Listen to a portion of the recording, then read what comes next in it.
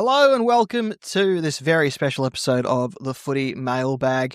My name is Damo and here with me, as usual, is Clarky. How are you, my friend? I'm good. I've been released from football, which is fantastic. AFLM is behind me, and now I only have the green pastures of AFLW ahead of me. Still finals. But we're not playing finals, so I don't actually care anymore. Football's dead to me, Damo. How are you? So you had a stressful weekend. So are you not participating in SuperCoach finals? I forgot about it. Yes. Only 4 more weeks. Only 4 more weeks. I'm already so tired. I thought I was free. Oh my gosh. But yes, to respond to what you said, Sorry, yes, no. I was in Melbourne. I did watch Fremantle at Marvel. I also went to the North Melbourne Adelaide game. Let me tell you, the North Melbourne MC on game days, he needs to find a new vocabulary for his introductions of players, because he can't say make some noise for every player because it just sounds repetitive and annoying, and I wanted to punch him in the face by the end of his introductions. Make some noise for North Melbourne MC guy. Number 3, make some noise, Harry Sheasel. To be fair, it seems like a pretty regular request. What is your alternative to make some noise, though, Damo? I don't know, Glass just don't say houses anything. Number 3, Harry Sheasel. It's your captain. Who's the captain of North Melbourne? Jesus. Jai Simpkin. Jai Simpkin. I forgot he existed. Oh.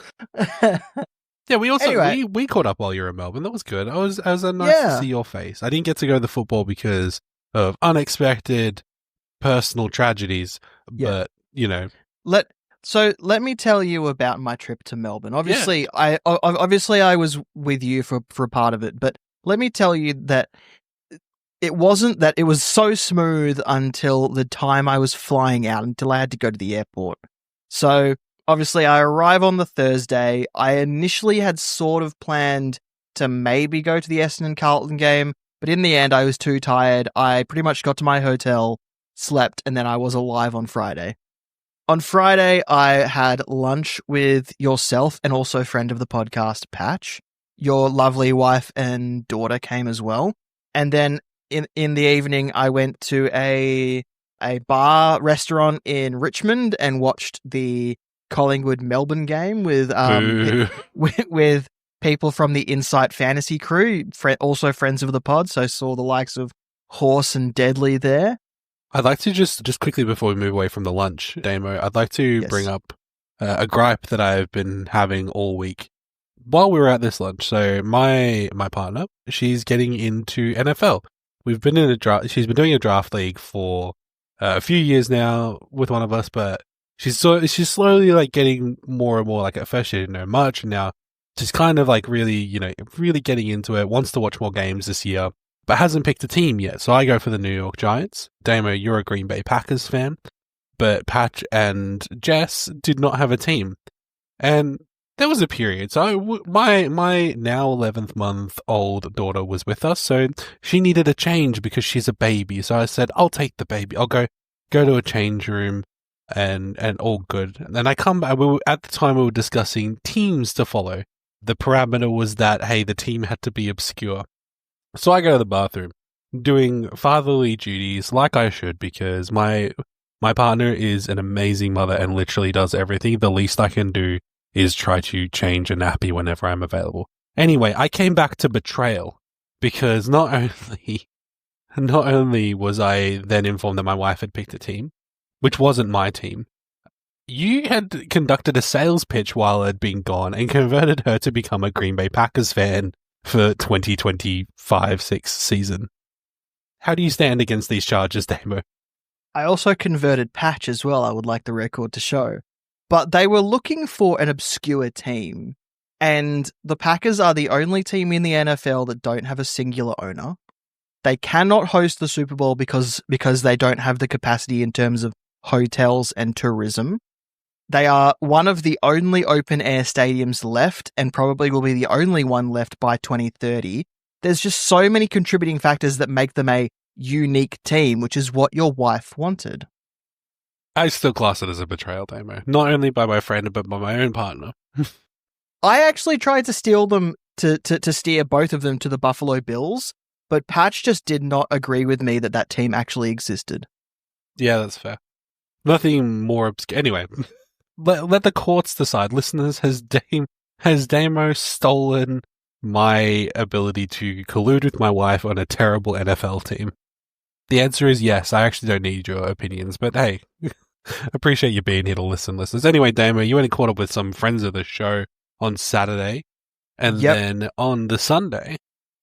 Well, actually, so we left. So there was the Friday when I went to the bar to see Collingwood Melbourne. I think I mentioned that. That was with Betrayal. Insight Fantasy crew there.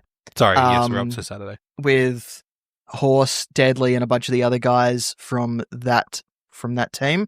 And then on Saturday, I met up with the Baron Von Crow, from Jock Reynolds' days, and we went to the North Melbourne Crows game. And I've already said I did not like the MC at that game because he seemed very bored, to be completely honest. And I think that was where his lackluster MCing came from. But North and Adelaide, that was a great game. I thought North was going to get on top in a few moments there, but Adelaide got the job done in the end. And then Sunday, I went to Marvel Stadium and I sat in one of the best seats I've ever sat in at a ground. And I watched something magical happen in the second quarter of the Fremantle Western Bulldogs game. That 7-goal onslaught happened down the end that I was sitting. So I saw every single one of them in full view. And my God, if Murphy Reid doesn't win the Rising Star, I will be disappointed. Mind you, everyone nominated is a deserved winner, but Murphy Reid is more a deserved winner in my eyes. I mean, that's rude. Harvey Langford exists. Harvey Langford is actually very good. I watched him when I was watching him on the Friday night. I actually thought, wow, he looks like he's been playing for like 2 seasons. Like, he just looks so seasoned the way he plays. Yeah. Yeah, but no, honestly, Murphy Reid has been so much fun to watch this year. So let me tell you about my flying home. So obviously I flew home early on Monday. First things first, my Uber driver decided he was going to be late. So I was standing out the front of my hotel at about 5 in the morning, waiting in the freezing cold in Melbourne for an Uber driver that was about 10 minutes late. And then when I get to the airport, there is traffic upon traffic because no one knows how to navigate traffic lights anymore. We know a thing or two about traffic lights, Damo, so I feel like you're talking from a place of a seasoned expert. And then I get into... I'm just moving on from that. And then... You're welcome. And then I get into the airport, I check in, bags checked in and everything, get to the gate, hop on the plane, and then the pilot says, hey, the flight's going to be about an hour to an hour and a half longer than usual because of headwinds. So I was on a flight across the country for almost 6 fucking hours. I don't know if you've ever been on a Virgin Airlines flight, but those seats are like half the width of an actual human. Yeah. There was a child in the seats across from me who would have only been 9 or 10 or something, and he was barely fitting in a seat. How am I supposed to fit in a seat if a 9-year-old, 10-year-old child can barely fit in the seat? Virgin Airlines, fix your shit. Get it together, you jammy bastards. I'm with you, Damo. Boo, big airline. So I get back to Perth. I'm cranky for like 2 days, and I feel like I took it out on too many people. I eventually slept for 12 hours, and now I think I'm almost back to normal. But yeah, it's always the flight from Melbourne to Perth that always makes me wonder why I do the journey in the first place. But no, when I'm actually in Melbourne, I do love seeing all of my friends, like you, Clarky. Oh, good, I'm included. Yeah, that's good. Yes. We love having you down here. And one day I'll consider coming to WA, and then probably not. You will consider it, and then it will be a no. Hey, Damo, what caught your eye this week? Should we What talk about caught my eye? Well, I was at Marvel for the Dockers' demolition of the Dogs. That's what caught my eye. In fact, the whole Melbourne trip that I just outlined was what caught my eye this week. So I'm going to throw it back to you, Clarky. What caught your eye? I actually barely watched football this weekend. there wasn't a whole lot that caught my eye. The one that I really kind of watched, and I've gone back and watched since because I wasn't able to watch the full game. Melbourne finishing their season on exactly like a game that kind of exemplifies exactly what this year means to us, which is we are a team that has potential that has been squandered through what I can only describe as like our on-field leaders dropped the ball this year, apart from Max Gawn. And our coaching staff, I just don't think have been up to snuff, which obviously we sacked Simon. Troy Chaplin is currently the interim. They've announced that Choco's moving on. And I believe one of our other coaches is moving on. I forget his name, but he's going and taking a position up at West Coast, which, good for him. But yeah, I think the way that Collingwood game played out, like we were up, we seemed pretty poised that all we had to do was not win it, but couldn't get out of our own way and just continually kicked it to Collingwood players. So I think that's what caught my eye, is just something that kind of sums up the AFLM season for the Ds pretty perfectly, where it's like we have moments of brilliance squished in between moments of infinite sadness. One thing that I noticed out of that game was the interview that Max Gawn had after it, where he basically said to a reporter, "Yeah, we don't want to lose games anymore," which is an admirable position to take. Yeah, I think he's referring a lot specifically to these ones where we're ahead, right? Like this is the second time in like 4 weeks, if like the St Kilda game and then this one, which were games that were very winnable, and the Bulldogs as well, actually. Sorry, so 3 times in the past 4 games that we have lost games against teams that are pretty good. Maybe not St Kilda. Messiah Wangani-Malira is very good. But, yeah, I think I get what Max we aren't is beating saying. the allegations that we hate St Kilda. No. And especially after the next topic. Look, we were 46 points up.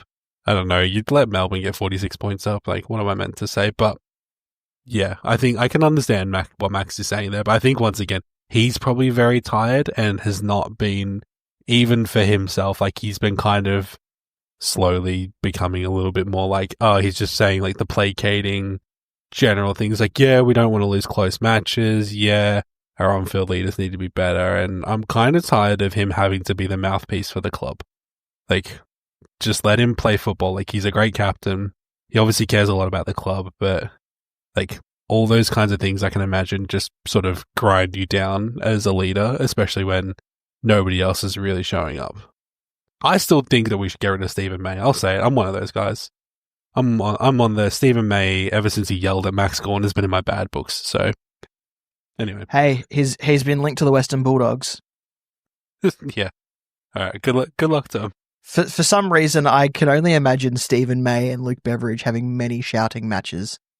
I don't know. We could do a whole podcast about my feelings in Melbourne, but I think, yeah, I respect Stephen May for what he's given to the club. I think this year he has kind of proven that his maturity in times of crisis is not what we need to develop more. So he either needs to fix that or we need to shop him around. That's just my thoughts. Before we move into SuperCoach talk, important thing happened this morning. Mitch Brown came out as bisexual, very courageous by him. We were talking about the Isaac Rankin stuff last week, and I just feel like the timing of this is very interesting, but it doesn't take away how courageous Mitch Brown is by coming out. And we want all of football to be a safe space for everyone, and him starting what could be a chain reaction is just such a strong and courageous choice by him. It's interesting. I think the timing, it probably feels very deliberate as well. I won't speak for Mitch. obviously, but it does feel very deliberate because this is something that AFLM needed as well. Just like someone to come out and to kind of be this beacon that, like, yeah, you, even if you don't necessarily know it because it doesn't feel like a safe space, you are represented in this group. And I've seen so much positivity around it, and I absolutely love that because, as we spoke at length last week about the homophobia within the AFL and AFL cultures, it's something that is very hard to change, but it takes a lot of people speaking out, and Mitch Brown is an exemplary human for doing what he is doing at this particular time in the discourse as well, because it's a lot to ask yourself to be put in the, like, let's face it, he's putting himself in the line of sight for the people who are absolute maggots of the AFL conversational comment sections. So, Mitch Brown, thank you so much. I think as well it shows a lot of respect for LGBT people to be represented in AFLM, because we know already that flow-on effect, like that AFLW is a great space that is shown to be welcoming and inclusive, and I think both AFLM and AFLW AFLM in particular needs to take lessons from that. And this is just one great step by someone who is very, very strong and courageous for doing that. So thank you, Mitch, for what you're doing for all of us and for furthering that conversation and creating new conversations that are positive and inclusive. Well said. Well said. I don't need to add anything on to that. Awards season Clarkie, All-Australian and Rising Star, get announced on Thursday night, or I'll say Thursday night because it's tomorrow night when we're recording, but I don't know when you're listening to this. So who is your All-Australian lock and who is your All-Australian smoky? I'll give you my lock first and then I'll ask for yours, because I'm quite boring with this one. I just think Max Gawn has just done it again all year. Like, he's just been consistent. He's a leader. He's still, in my opinion, the best ruckman in the league, despite Brodie Grundy's fantastic efforts of the last, 10 weeks. I still think that Max Gawn has just done it consistently this year, and I absolutely love to see that. I think that's amazing. Damo, what about you? I think we might actually have a winger named on the wing in an All-Australian team. I think Max Holmes will be, I'm being very tongue-in-cheek here, I think Max Holmes is an All-Australian lock. Okay. I can see that. Max Holmes is someone who I think everybody all year has kind of just watched blossom, finally. Like, we knew it was coming, and it was really good to see him step up and be like an out-and-out leader of the club in terms of performance, and just getting a chance to do that, right? Like, the ability was there, it was just a chance, And what about your smoky? Who do you think? Smoky. So, are we talking for the squad? Who from the squad? Yeah. Who's someone who's in the squad of 44 that you think isn't being talked about enough, but has a genuine chance to be named? There's a lot of people here that I think are getting a little bit of recency bias. Like Josh Worrell, I think, has had a pretty good year, but it's kind of more recently he's been noticeable. But it'd be really good for someone like that to sort of sneak in, because it's not as common as some of these other names that I'm seeing. But I think probably the one that stands out the most for me is, I'd kind of love Nick Vlauston to get in, because he's someone who he's a great player, and he's just so understated, I think, in the work that he's done. And he's kind of gone under the spotlight. I know it's usually under the radar, but I'll say out of the spotlight, because Richmond have been quite poor this year. He's been an absolute rock for Richmond this season, and I think it's been understated how good his leadership has been for that backline. They've had so many that backline has had so many players run through it this season, for injury, for suspensions, for whatever it is. But Nick Vlauston has always been the constant, and he has always just been no nonsense, lined up on whoever he was asked to. He has just been a really nice game day piece that the players can lean on, that the players know he's going to back them up no matter what they do on the field. So I really love that pick from you there. What about you, Demo? Who's your smoky? I'm going with a Freo player, so it's surprise, surprise. I'm going with I'm going with Caleb Sarong, and I say he's a smoky because in almost every team prediction I have seen so far, he has not been named anywhere except perhaps the last spot on the bench. I don't think people realise just how imperative he has been to Fremantle's season and all of their 16 wins. Because there's a stat going around where if he's had less than 28 disposals, the Dockers don't win, and it just shows the importance of him as a player and as a leader in a contending side. And I can say Jordan Clark as well. I haven't seen enough of him in teams, but I feel like Jordan Clark has more of a shot to get in the back line than perhaps Caleb Sarong has in the midfield with all the guys that have been nominated for that midfield position. So I think Caleb Sarong is a guy who probably should get in based on the praise that he's been receiving throughout the season, but I haven't seen him in enough predicted sides, and I feel like he's much better than people realise. Yeah, I feel like as well, if we're talking people who are sort of flying under, Lockie Ash, I think has had a really exemplary year, and it has been recognised. I've seen his name floated around a lot, but I think it's probably a little bit understated just how good he's been in the absence of few key components of that Giants background. But looking at the teams that didn't make it in, just quickly before we move on, no players from Carlton, Essendon, North, or West Coast. West Coast, yeah, I kind of get it. North, no Tristan Cherry feels crazy to me. Or Harry Sheezel. Yeah, or Sheezel. Like, Sheezel's had some quiet games, but a good year. Essendon, I kind of get it. Like, it's been a tough year for them, and although Zach Merritt is great, and I'm seeing a lot of people say his name, he's not been to the level that he could reach, and he would probably say that himself. Carlton does surprise me because I only have one name from Carlton that I think has been consistently good this year, and that's George Hewitt. Not the name I thought you were going to say. Who are you thinking of? Because I actually quite like George Hewitt. I think he's been very good this year. George Hewitt had an excellent season, and I think that he would have been a deserving nomination. But Jacob Wiedering was the one that I was surprised not to get a nomination. I can totally say that because no Newman for an entire year, and Carlton have their own woes, this year in terms of underperformance. But Wieders has been like absolutely. They probably would have dropped to almost bottom four, I think, without him. And rising star, Clarkey, who's your pick for rising star? Harvey Langford. I'm going to stick with bias, only because all of these young kids are great. Like, Levi Ashcroft has had himself a year. Murphy Reed has had himself a whole year. Harvey Langford has been really consistent for Melbourne and actually has given me hope.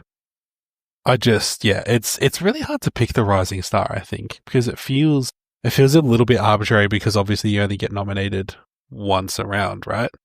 Yeah, so I'm just looking through the nominations and I just keep coming up with, and the names that keep coming up are all so deserving of the winning position. So if we start at round one, Sam Lawler probably hasn't played enough games. Connor O'Sullivan got nominated in round two. He's played almost every game for Geelong and has become a key piece of their defence. And I think that's I think that's flown under the radar a bit, just how much has been important to Geelong's system this season. Harvey Langford was nominated in round three. I said to you earlier in the podcast, he looks like he's been in the system for 2 or 3 years already. Levi Ashcroft, similarly to Harvey Langford, has just fit into that Brisbane lineup seamlessly and looks like he's been in the system for longer than he has as well. Archie Roberts is one of the only players to have played every game for Essendon this season. I think that's a really good call as well. Archie Roberts but this is the thing, right? And this is the problem I have with the system, is that I don't have any confidence that he has a chance to win because people look at him and go, well, Essendon were bad. But Archie Roberts has been good for 24 rounds now. Like, correct. It's crazy. Murphy Reed next. And then Murphy Reed was nominated in round 6. Xavier Lindsay got a nomination in round 7. Then the likes of Hugo Garcia, Nate Caddy, Cooper Lord, Angus Clark. And then Daniel Curtin gets nominated in round 13. Finn O'Sullivan in round 15. Isaac Kako round 17. And then they kind of just did guys for body of work after that. So I think I think there's a nice group in the early nominations that could all win it and could all be deserving on it. But like you're being biased, I will be biased and think that Murphy Reed wins. Yeah, I think it's probably going to be an Ashcroft. I think if I had to put like objectively, I have a hot take, and this is nothing against either of these two players, but I think the hype on Ashcroft is purely because of his name. Oh yeah, for sure. I don't see much of a difference in what Levi Ashcroft has done this season and what Harvey Langford has done this season. So if Levi Ashcroft is getting all the hype and people are talking about him being the deserved winner, then Harvey Langford should be in that same conversation. I don't see much difference in what either of them have done this season. Yeah, low-key, I think Archie Roberts is probably the feel-good one because he's been so good all year. It would give Essendon supporters something about this season as well. Oh, they need something, baby. Yeah. I just checked the Gold Coast Essendon scores. They need something, baby. Oh, yeah. So we're recording this. The third quarter is about to end for that game. Oh, my God. It's looking so like much worse than I looked at before. It's looking like Gold Coast will face Fremantle in an elimination final. Anyway, let's move on to Supercoach finally. There's only one real point here to say, and that is Ross Lotto ruined some grand finals. Again, he already ruined finals by making Jack Steele the sub earlier in the Supercoach finals series, but for some league grand finals, Jack McRae started as the sub. That might have decided some grand finals. And you know what? We've been saying it for the last few weeks now. Don't trust Ross. No, I call it the Ross Lotto now.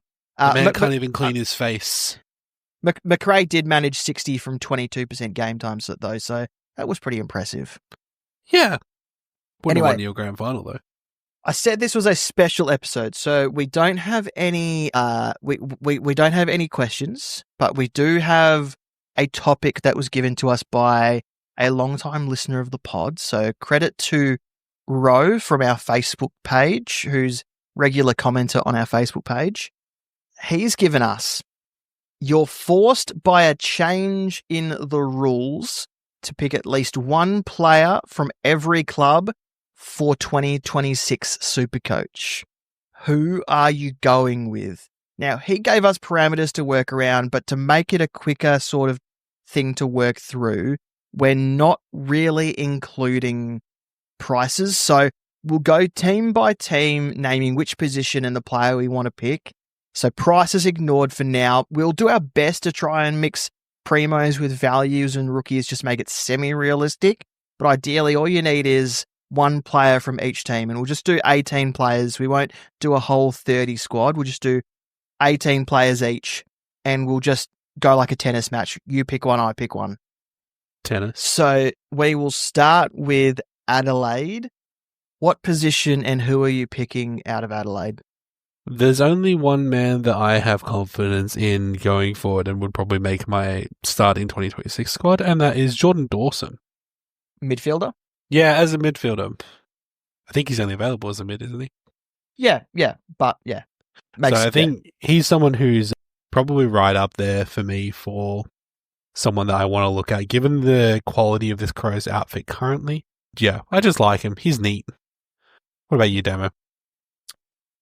I don't know if we can select him there next season, but I'm just going to use this year's positions just to cheat a little bit.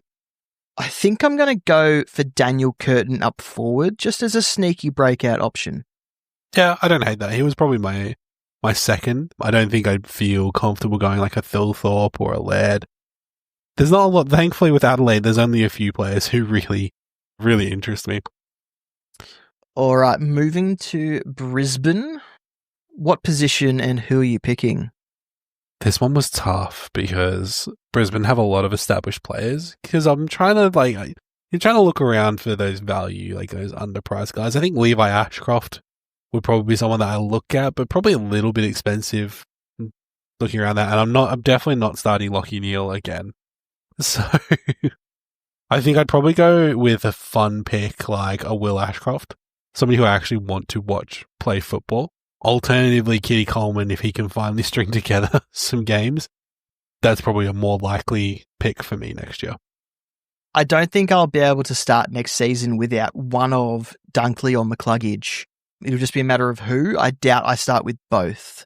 So in this instance, I'll pick Dunkley because I don't know if McCluggage can back up this season because he's never done a season like this before, and we've seen seasons like this pop out of nowhere and then never return, whereas Dunkley is the more consistent player and he's been able to back up this sort of performance. So I'm going to go with Dunkley in the mids. Very good. Move along to Carlton, I believe, is the next one, Damo. Yeah, so for Carlton, I'm going to pick a rookie. We've never seen him yet. We haven't seen him yet. Jagger Smith. I could have gone with lots of options here, but Jagger Smith is who I'm selecting.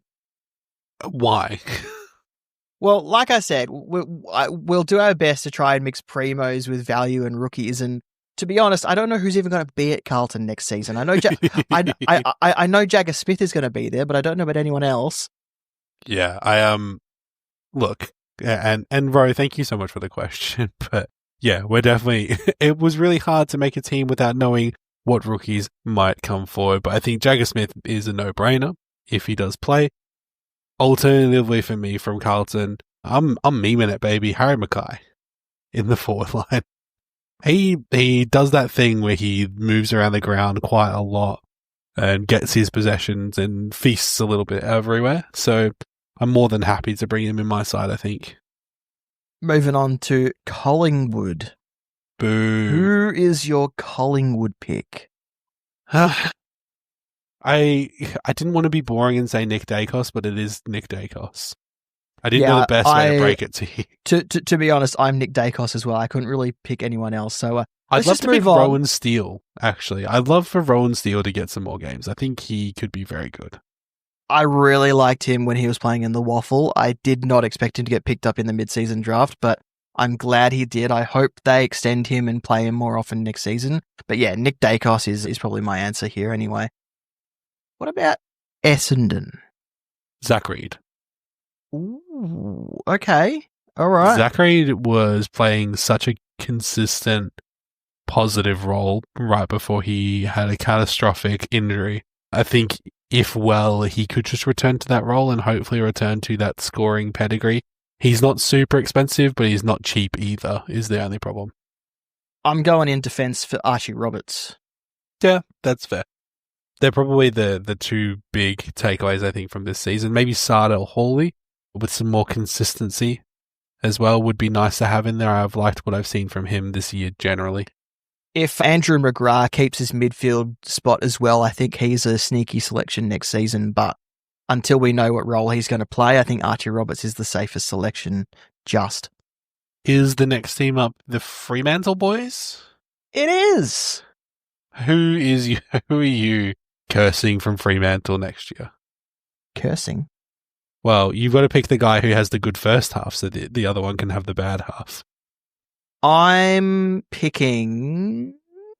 Do I pick someone who I want to have a bad season, or do I pick someone, like, legit? Look, a couple of seasons ago I said Sarong would be better than Brayshaw, and he was. This season I said Brayshaw would be better than Sarong, and he was. Next season, though, it's Hayden Young's turn, so I'm going to pick Hayden Young. I also picked Hayden Young. Very good. But for some variety, I also still really like Jordan Clark, and I still really like, from a draft perspective, not specifically classy, but I love picking up Josh Tracy. Oh, yeah. Tracy. Yeah, Tracy. I love Josh Tracy. I think he's great. I think Tracy is the sort of player who's going to have one of those seasons soon where he just averages or has a floor of about 80 and then has a ceiling of about 160, and then you pick him because he's fun to own. Who's next on the list, Damo? Next on the list is the other team that is playing right now. It is the Gold Coast Suns. Who even is on their list? I think it's Raul because I got FOMO this year, but I don't actually know if he's going to be good next year. I'm going to go with Noah Anderson. Yeah, I own him this year, and that's also been up and down. I actually want to shout out Lekdog. I remember Lekdog saying that when Noah Anderson got drafted, Raul would be the rookie that you wanted in the beginning, but Anderson would be the better Supercoach pick in the long run. And I don't know if Noah Anderson's the better one yet, but I think it's going in that direction. Big shout out to Ben Long though. I think Ben Long is a very good value draft pick. Since I'm now just doing draft picks as well, because I feel like that gives me a little bit more license to say things that are somewhat credible. He's had a really good year, and he's always been kind of consistent, so that's nice. Moving on to Geelong, I've got a real fun pick here if you let me go first. Yeah. I'm going for Brian Myers in the forward line. Ew. Averaged 94 this season and was pretty consistent for the entire year. Okay. The Messi of AFL? That's what Jared Waitley apparently didn't say. At this point he should just own it. I'm actually thinking Connor O'Sullivan. Okay. I think he's been pretty okay this year, and I wanted to say someone who wasn't obvious. He's also relatively affordable. Yeah, nice. Who's the next team? Giants? It is the Giant. The Giants. Hey, this one was easy. Finn Callaghan. Yeah. Yes, I am also for Finn Callaghan. Mr. Callaghan, we meet again. Just a really good breakout year. You could also probably... If I'm choosing someone other than Finn Callahan, let's not piss people off. Let's pick him. Let's pick him as well. If not him, then... Can I really pick anyone else? I don't know. Tom Green. Lockie Ash. Yeah, Lockie Ash has been pretty good. Tom Green, I think, has had a bit of an underrated year, but he'll find a little bit more of the ball once Callaghan sort of plateaus. In the nicest way. It's not like he's going to regress necessarily that much, but I think it's kind of like they need to learn to play alongside each other, and I think that will show some reward for Tom Green's style of play in the long run. So next team is Hawthorn. Now I've just had a look. Only one of their players finished with an average above 100 this season. So I feel like in this scenario, I'm going to pick someone with a bit of value in them, a bit of cash gen in them. Mm-hmm. But I'll go to you, Clarky, first. Who are you going to pick from Hawthorn? Who's the player? Is it Amon? That's the guy that you like. Yeah, is he the guy who finished with over 100? No, it was Lloyd Meek. Really? Mm-hmm. That doesn't feel correct. I really like Dylan Moore. We kind of talked about him on and off this season, about him just being sort of Mr. Consistent, and he really has been when it mattered. Alternatively, Will Day, without us, having his whole season derailed once again, might be worth it. But yeah, probably Dylan Moore for me. What about you, Damo? I'm going to go for Jack Ginnivan in the forward line. Huh. Go on. He actually averaged 90 towards the back end of the season. It was his real early season games that has brought his total average down. So I think if he can be a 90 plus averaging forward, he'd be a good selection next year. Do you think he will though? He's got it in him. Yeah, he's kind of been a bit of an accumulator recently, hasn't he? On top of a couple of goals. Okay, watch this space. Watch this space. All right, Clarky, we're at Melbourne. I'll let you go first. Who are we supposed to be picking out of Melbourne? I use this opportunity to once again, I keep on saying it, but I didn't want to pick the obvious guy, which is Max Gawn, obviously. But if I wasn't going to pick Max Gawn, I want to pick Jai Culley. Okay, talk me through Jai Culley. He has come in and played just a couple of really impressive games, I think. He has a nice role. He looks to be a little bit more composed with the ball, which is what we need. I think he genuinely holds his spot and he's still quite cheap. Okay. So a bit of a moneymaker, a bit of a stepping stone for next season. Yeah. I'm going with someone obvious and picking Cozzy Pickett. Really? Cozzy? Not gone? Yeah, Cozzy. Who's your ruckman? We're going to get to the ruckman. It's Rowan okay. Marshall. Don't worry. It's okay. It's Tom DeConnick. St Kilda's newest ruckman, Tom DeConnick. No. All right. Let's move to North Melbourne. This is where my ruckman is, Tristan Sherry. Yeah, okay. Seems too easy.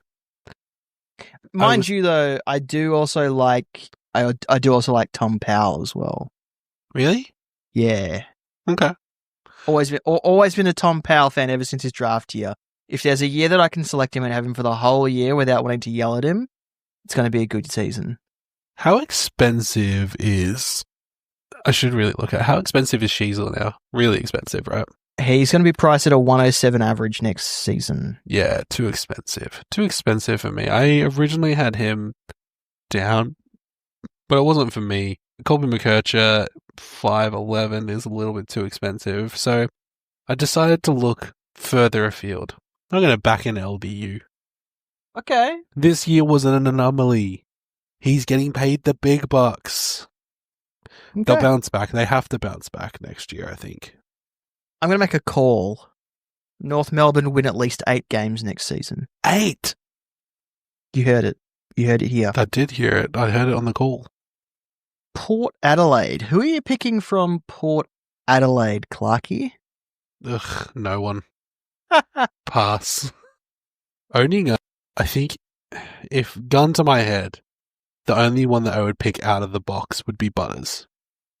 I think Rosie has not been consistent enough that I would feel happy, but he is quite cheap at the moment, at least, not knowing what he'll be priced next year. I'm hoping that Port will have to blood some new players next year. That's my hope, but I don't know who they would be. If Miles Bergman continues in the midfield, he's my pick. If he doesn't continue in the midfield, I'm going to be boring and pick Zach Butters. Yeah. Do you know who I definitely won't be selecting ever again? Jason Horne-Francis. Really? You're completely blacklisting him? I know he's been injured and all that, but he is just too up and down for me. Every week that I owned him, I thought I could be in for a score of 20 or 120, and there was no in between. Yeah, he's got rat face vibes as well. Doesn't feel good to watch him. Respectfully. I mean, as respectfully as possible. He's got a weird rat face. Okay, fair enough. Clarkie Richmond. Sam Banks. This one was surprisingly easy. I think he has a lot of upside as a younger talent who needs to come through a fledgling team. For me? I kept it simple. For me, Taj Houghton. Okay. It's easy with Richmond because they got a lot of nice, young, fresh, cheap players. I mean, I could have gone with a couple of guys from Richmond, a couple of cheaper guys. Taj Houghton stands out. He's going to be priced at 55, so that puts him at about 230k or thereabouts, which is not a bad price to pay for a guy who's going to be probably stepping up through the midfield next season. They've even got Josh Smiley, who's going to come in at basement price because he hasn't played at all this season. Yeah, I was just thinking about Smiley. I also think Campbell Gray, if he can get back into the side, he was quite good when he was there. Finished out the season on 175k after being injured for most of the back half of the year. I'm assuming we both have the same St Kilda player in mind. Go on. Nazaya? Yeah, that's the only one. That's the guy. I've actually enjoyed owning Rowan Marshall, though, I will say. I think he's been quite good this year, but he will be compromised next year. I don't think I can own a St Kilda player outside of Nazaya next season. I don't care who they bring in, what role they bring them in for. I'm only going to start Nazaya because Ross Lyon is just too unpredictable with what he does with the team on a weekly basis. Agreed. Sydney. Isaac Heaney. Ooh. I think we didn't really think of him much this year, but he No. had a very good year. Finished with 109.7 average as well, so a little under the radar.